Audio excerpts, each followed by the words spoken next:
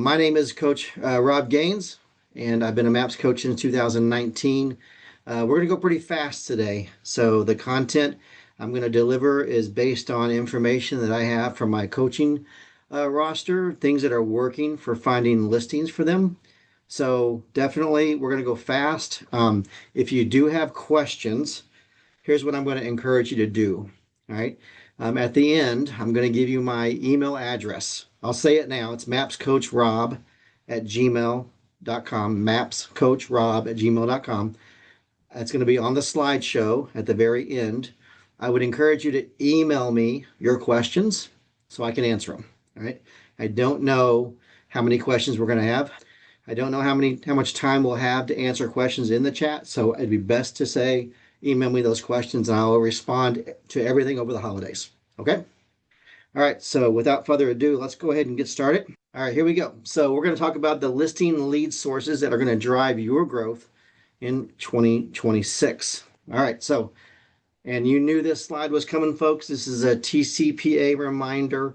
Anything that I say today, we're going to make sure that we're following and abiding by the TCPA rules, making sure that everything is compliant. And I will mention it multiple times throughout today's conversation. All right. So again, I'm Rob Gaines. I'm a MAPS coach in 2019.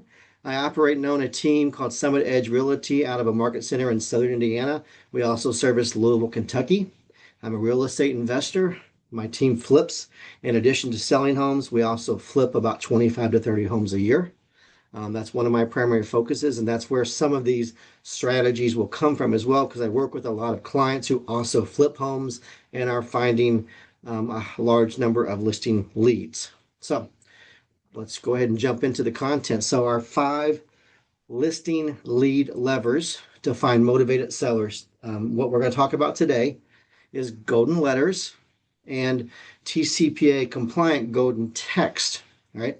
We're going to talk about non-owner occupied postcards, referral networks such as divorce attorneys, financial planners, probate professionals. We're going to talk a little bit about FSBOs and expireds in a TCA compliant way. And then we're going to talk about how people are using home evaluation campaigns. I'm going to give you numbers today, kind of what to expect. I'm going to give you resources and tools. Bottom line, I'm giving you these ideas to kind of further explore on your own. But these are ways that people right now are generating leads for sellers at a high level. All right. So golden letters and TCPA compliant text. So I've got some note cards here, folks, so I don't miss anything. So if you see me looking down, I just want to make sure I give you all the content. I don't skip over anything. I tend to kind of go fast, which is good when we got a lot to cover. And yet I also don't want to miss any key points. So keeping the message simple and direct. All right. So for your golden letter, maybe some of you've heard this before. You've attended family reunion or mega camp, and you've heard people like Will Van Wickler on stage talking about this. The message is simple. Here's the message. If you want to write this down, the message in your golden letter would be, you first of all address it to the homeowner, and then it's, would you be interested in selling your home to a buyer of ours?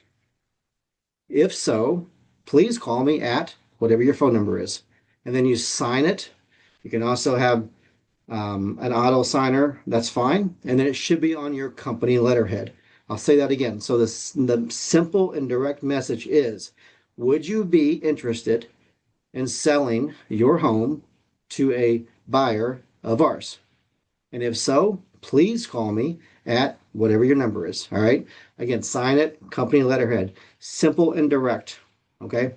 Can you do other forms of golden letters? I have had clients, and I have heard of other clients from other MAPS coaches doing a more complicated letter. All right. I think if you're sending a letter to your farm, that might be where you can do a little more information in the letter. And yet, time and time again, we've seen since back all the way to 2021, when I first learned of the golden letter opportunities, that the best return on investment, the best conversion numbers were based on the simple letter. All right.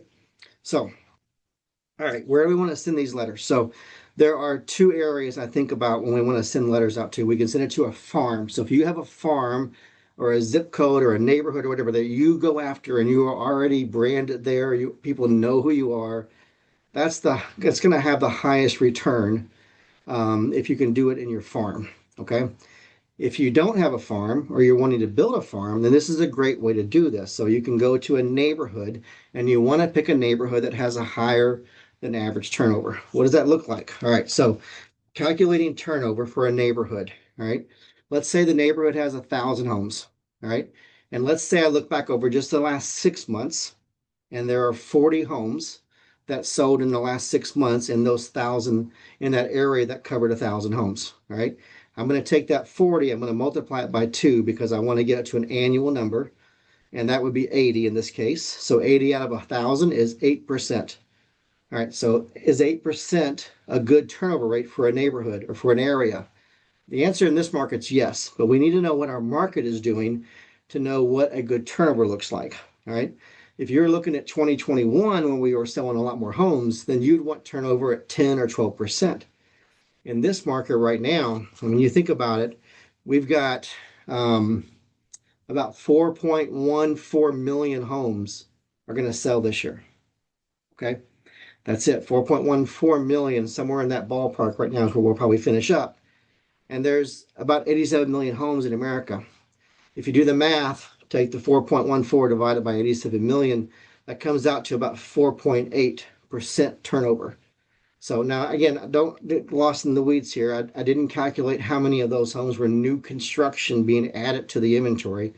And yet, if you did that, it's going to be a little lower. But let's just say that the average is 5%. So anything, if I can get 6% or higher right now, then I'm targeting an area that has higher than average turnover. Okay.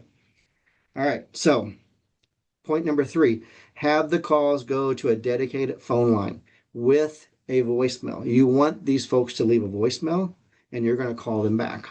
Okay. A dedicated phone line goes to a voicemail and then you can call them back. All right. Now, the voicemail is simple. Thank you for calling. This is Rob Gaines with Keller Williams. I appreciate that you received a letter and you have interest in possibly selling your home to one of my clients because it's a dedicated number just for the golden letters. All right. This is a good idea. It's not required, but it's a good idea. And I've seen this work time and again to increase conversion rate. All right. Now, these folks aren't getting golden letters most likely from anybody else. So the chances of them calling multiple agents because of this is not that high. Now, speed to lead is still important. I wouldn't say wait 24 hours to call them back. Call them back the same day. You might get phone calls late in the evening. I've had clients get phone calls 8, 9, 10 p.m. at night. Call them back the next morning first thing. All right. All right. So as far as text, all right. So every single one of you has a database. You have a sphere of influence. People that already know you, love you, trust you. You already have permission to talk to them, to text them. All right. That's important here because we're doing this in a TCPA compliant way. We want to make sure we have permission to message these people.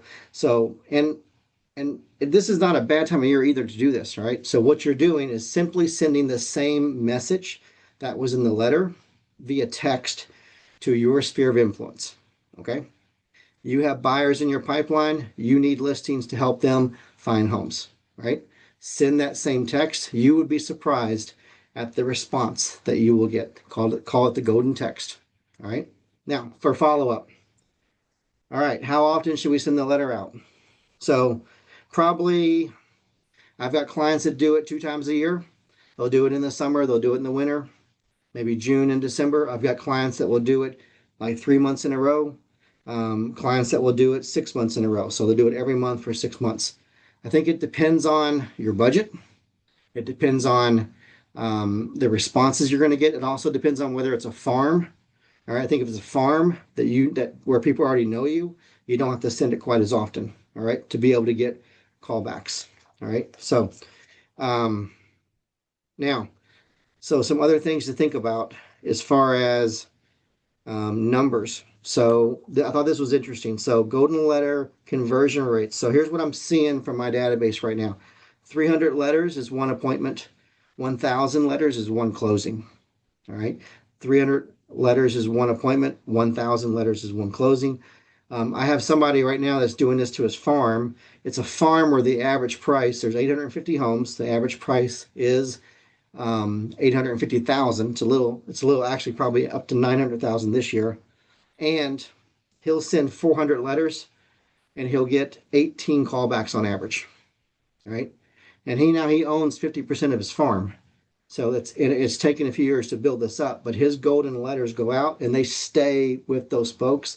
They'll call him 3 months later, 6 months later. The golden letters is a big, and that's why I listed it first, because it's an underused, all right, it's an underused tool to find listings in our market.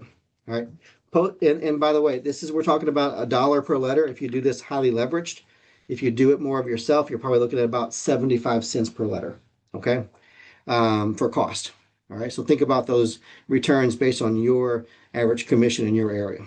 All right. So that's golden letters and TCPA compliant golden text. Let's move on to postcard campaigns. So we've got postcard campaigns.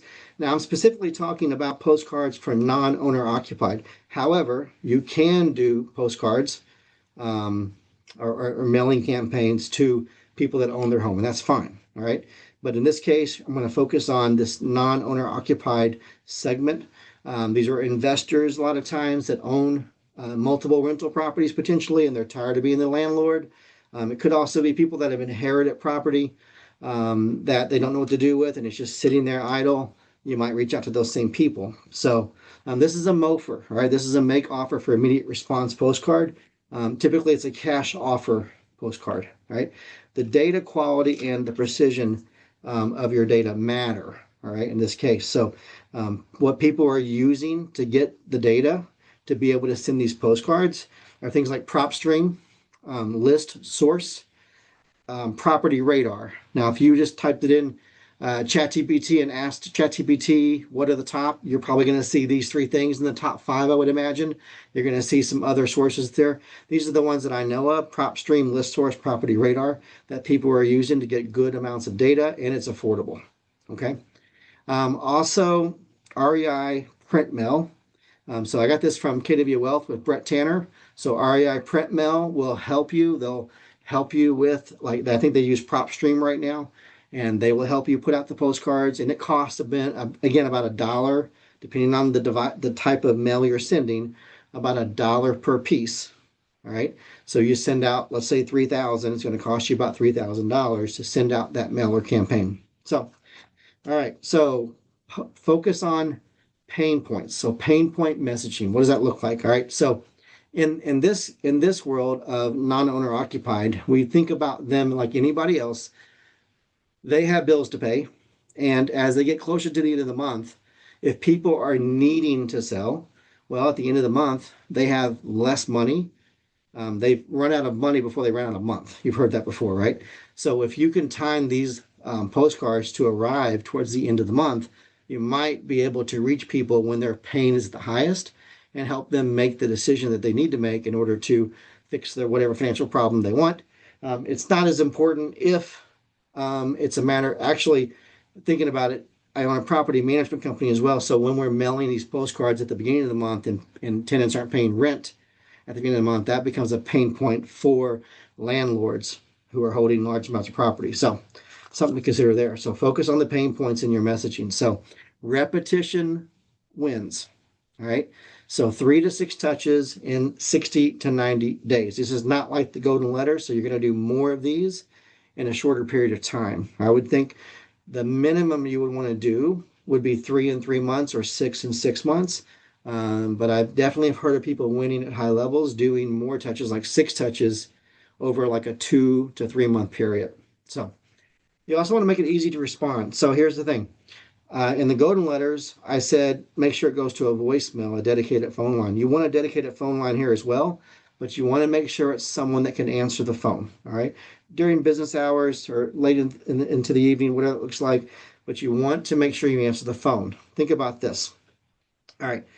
You probably, if you own investment property, you're getting postcards like I'm talking about. All right. I get them. I'm in Indiana, so I get postcards to my personal house. I get postcards for my rental properties that I own, for my short-term rentals that I own.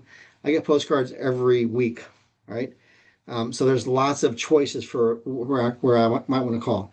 So if you're doing postcards and you're doing it in your local area, this is important. So make sure you write this down if you're considering doing a postcard campaign. If you're doing a cash offer postcard in your local area, make sure you say that you're local. Most of these postcards that people are getting are coming from companies or investors from other states. So tell them you're local. I win, and my coaching clients win a lot of these opportunities because they're local. And people say us, that's the most common feedback we get is I called you because you're local. All right. So if you're local, say you're local. All right. All right. Now, what's it look like? So 3,000 postcards. This is the conversion that we're seeing when we answer the phone. So 3,000 postcards is about 15 to 25 callbacks, depending on the time of year, right? And we don't, it's interesting, we don't see the same response every year during the same time. So you're going to have to test this. But we're going to see about 2 listings for every 10 appointments.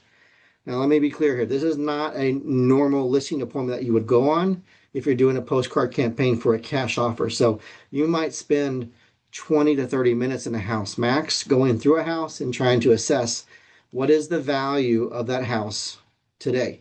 If I was to make a cash offer versus if I was to list it. Now, you're a real estate agent, so you should be offering not just to buy the house, but you also have to offer what that value looks like if they were to list it. And this is a conversation around listings. This is a good listing resource. So if I'm getting 10 appointments, I'm probably going to buy one house as an investor. I mentioned I flipped a lot of homes, but I'm also going to list probably up to 2 homes, 1 to 2 homes from these, because people will see that listing their home is going to make them more money. And that obviously makes sense. So, all right, moving on. That's our postcard. So moving on to strategic referral network. So why did we pick this? So building relationships with divorce attorneys, probate professionals, financial planners. That's important, right? Because in this market, when we're only selling about 4 million homes a year, these are the folks that are using divorce attorneys or probate professionals, and financial planners might be different because those might be investors. We'll talk about that separately. But the first 2, these are folks that it doesn't matter what the interest rates are. It doesn't matter, what's going on necessarily in the economy. It only matters that they have a house that they no longer can occupy. They have to sell it. All right. So these relationships matter because in this market, those people don't have the same objections that you're probably facing from other types of sellers. All right. Financial planners, obviously working potentially with investors. Those investors have properties that they might need to sell. All right. Because for tax reasons or whatever else, or they're just shifting their financial plans around as they get older and they have the real estate that they need to sell. All right. And again, it may not matter. Their financial planner is telling them it may not matter what's going on in the economy, what's going on with interest rates or whatever else they need to sell. And you want to be in relationship with those folks. All right. So how do we do this? All right. So I think you got to think about this as a lead generation exercise. So we're going to lead generate in a TCPA compliant way for divorce attorneys, for probate professionals, for financial planners, just like anybody else, right? And then we got to get in front of them. We got to offer them resources, right? We want to offer them useful and needed. I get that phrase from Jason Abrams. I love it. Useful and needed touches, right? So think about like a seller guide, all right? Or an investor guide to selling an investment property. You can provide these resources to these professionals and they will benefit from that, right? It'll help them land that client as well that they may or may not. They may be competing against someone else, but they're going to offer resources that make the transition from whatever they're dealing with smoother. All right. So offer those types of resources is good. Offer free home evaluation. All right. If you have somebody coming in, it's a probate professional, and you're talking to them and you have a client coming in, tell them, hey, we'll do a free home evaluation. So just, reach out to me and I'll provide that free service for your client. All right. You're going to win these people over by doing these things. So another good tactic is here. You want to host events like educational events. Quarterly would be good. You can do webinars. And not only for the partners, but with the partners. So if I want to host a client event for my database, for my sphere of influence, bring in probate professional, bring in a financial planner, maybe not bring in a divorce attorney, but bring in these other individuals, and they will help you um, with providing useful and valuable touches to your database, right? But you're also giving them something back, right? The potential for them to earn new business in the future, right? Because you're a referral partner, all right? So it goes two ways here, right? So, but this is a very good and useful addition to your touch program. And then it's also useful for them because they don't think necessarily like we think as entrepreneurs about how to go out and get more clients. So, all right. Now, use your CRM to track referral sources and stay top of mind with drip campaigns. What does that mean? You have smart plans in command. You want to create specific smart plans for these individuals, but you also want to be able to have I would add any of these referral partners to your normal touch program for your clients because these people also own homes and they might also be someone that uses you in the future as their real estate agent. And if your mindset is, well, these people already know other real estate agents, that may be true, but you and I both know that there's not every real estate agent is going to be in the business next year, all right, or 2 years from now. So who's to say that the real estate agent that they know is going to be around next year? All right. You need to be lead generating and getting in front of these people now while, strike while the iron's hot. Okay. All right. Let's see here. A bonus, a thought here. I've done this locally with some divorce attorneys, some financial planners, and actually local and regional banks.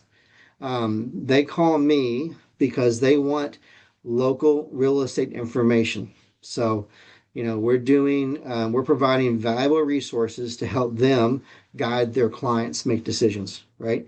So if you can reach out to them and on a regular basis and provide them with market updates, local market updates, that's a bonus, all right? That's a plus. You're providing value to them as individuals and their business. All right, so we got for sale by owners and expired. So again, we're going to focus on messaging around the pain. All right. So let's start with mindset though on for sale by owners in particular. So the mindset is the majority of for sale by owners will use a real estate agent when they go to sell. All right. They start off at for sale by owner for different reasons. They may not know a real estate agent. They just want to get it on the market. There's lots of different reasons. It's not all about saving money, as they say. And yet the mindset is for us is that majority of them are going to end up using a real estate agent. So why can't it be you? All right. So what's the pain for a for sale by owner? Showings. They're inconvenient. They don't come at the right time. Buyers want to see houses when it's not convenient for their for sale by owner because they get a job and they're running back and forth. The buyers they're not qualified. They want seller financing because they can't get qualified. A real estate agent won't work with that buyer because they can't get qualified. So that's a pain. Buyers almost automatically expect a discount when working directly with a for sale by owner. All right. And even another agent representing a buyer working with a for sale by owner expects a discount. All right. Because there's no professional on the other side negotiating. So those are pain points. We want to focus our messaging on those pain points. And then for expireds, well, we know this. There's a lot more expireds today than there were a year ago and there were 2 years ago. But maybe the last agent didn't communicate with them. All right, didn't communicate at all with them. Maybe they didn't know that their listing was expired. All right, maybe they're frustrated with a lack of showings. All right, or a lack of feedback from those showings. Right, they're frustrated with an agent who didn't do open houses, who didn't do brokers opens. There's a lot of different potentials there for why they may not, or what their pain might be as far as frustrations go. All right, we want to offer value. Right, we want to be able to offer useful and needed insights. All right, market insights. This idea of buyer matches. So it's possible that the other agent didn't really talk about the right buyer for their house. So you can do like an assessment to help them to determine what buyer is the right buyer we should be marketing to for their particular house and location. So offer a free home evaluation. All right, whether it's an expired or whether it's a for sale by owner, offer to do a free home evaluation. Right, it's a way to build trust and build connection and get into that relationship. Now, something different here as a way to do this in a TCPA compliant way. You can door knock, or you can do a letter campaign in order to make contact and gain permission for future conversations, right? Door knocking, how many of you have door knocked for sub by owner before? I can tell you that not many agents are willing to do that, and it's a way for you to separate yourself from the competition, right? Letter and mail campaigns. So something to note here, and if you're going to do this, I would write this down. I'm going to read something to you that's very important. But if you're going to send out mail to a for sale by owner or to an expired, you have to understand that your letter may arrive and they've already listed with another agent. So your letter needs to include this at the bottom. And this is what it should say. If your property is currently listed with another real estate professional, this letter is not intended as solicitation of your listing or to interfere with an existing brokerage agreement. All right, I'll read that again. So if your property is currently listed with another real estate professional, this letter is not intended as a solicitation of your listing or to interfere with an existing brokerage agreement. That's there to protect you in case they've already listed with somebody else. Consistency with for sale by owners is key. Consistency with expireds who haven't already relisted is key. It may take several weeks to convert. You don't want to give up. The average that I've seen with my clients that I'm coaching is 5 to 7 weeks to convert it for sale by owner, right? It's pretty simple. You build a pipeline, right?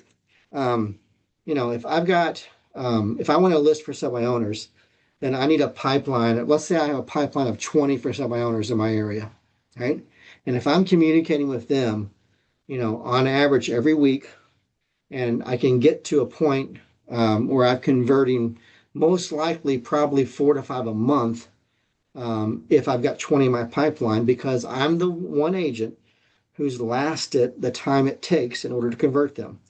All right. A lot of these folks just want to put it out there and see what they can do in the first few weeks. And with the inventory increasing and where our market is, that the days on market is certainly going up. So stick with it, 5 to 7 weeks on average to convert us for sale by owner. All right. Our last lead topic for sellers is home evaluation campaigns. Now, this has been around for a super long time. We talked about this before. This is your original MOFR, if you will, your make offer for immediate response, and yet it is still something that is working in this market. So you're targeting homeowners with equity and are likely to sell zip code or neighborhood. You can do that. Those things I mentioned earlier with the postcards, like PropStream, for example. You can go in and get great data. You can probably also contact your local title company and get information that shows you how long people have been in homes, how much they may own on their mortgages. All that information is out there. It's public record. So you can go out and get that information and make it useful for creating home evaluation campaigns to the right homeowners. All right. You want to run Facebook or Google ads offering free, automated, or custom home evaluations. Now remember, automated is not as good as a custom home evaluation, right? A lot of times the automated can be way off. It doesn't know what updates they've done to their home. It's only taking an average of the area. So a custom home evaluation is really what you're focused on, getting out of these Facebook and Google ads, right? You want to use a dynamic landing page. It's things like HomeBot, Fellow. A lot of people in Keller Williams are using Fellow. Home Value Leads is another source to capture information, but it's also, you can use those with your own database. So you have a database, you have names, you have addresses. You can target the people in your database to help convert people from your database, right? Using some dynamic retargeting through Facebook, for example. HomeBot and Fellow are two of those sources that I know well, and it's a great tool for converting sellers out of your own database. So, follow up with a tailored CMA. You want to offer information not only on their house, but on the market trends. And if you're going to do it via email, that's great. Or you can do it via a TCPA compliant text. Right? You got to have permission before you can text them, right? So the last thing here is position the campaign as a homeowner service rather than a sales pitch, right? You want to provide this as a useful and needed touch and not as something you're trying to help get their listing. Maybe you're trying to encourage people that now's the time to refinance. If they bought a home 2 or 3 years ago when rates were 7.5% to 8%, and now they're at 6.25%, now's a good time for them to refinance. So you could kind of pitch it as that, but then you don't know you're going to run into people who also need to sell. All right. So here you go. That's our fifth one. All right, so these are the listing leads that will succeed in 2026 because they are hidden in data, everyday life events, and underserved relationships. All right, so I hope you enjoyed this presentation. If you're looking to take your business to the next level, simply scan the QR code below and let us know that you're interested in doing so, and we will set up a conversation to help you discover your options. All right, so everyone's had a chance to scan that. Fantastic. My information here. Again, Madeline already put it in the chat, but we have Rob Gaines. Here's my phone number, 812-704-8299. It would be best, however, if you could send an email to me, mapscoachrob@gmail.com, and I will respond to all of your questions probably over the next week, before Christmas. That's what I promise. So, all right, that's it. Thank you for being here on one of our holiday calls. The recording will be available soon. Thanks for watching, and have a great Merry Christmas and a Happy New Year.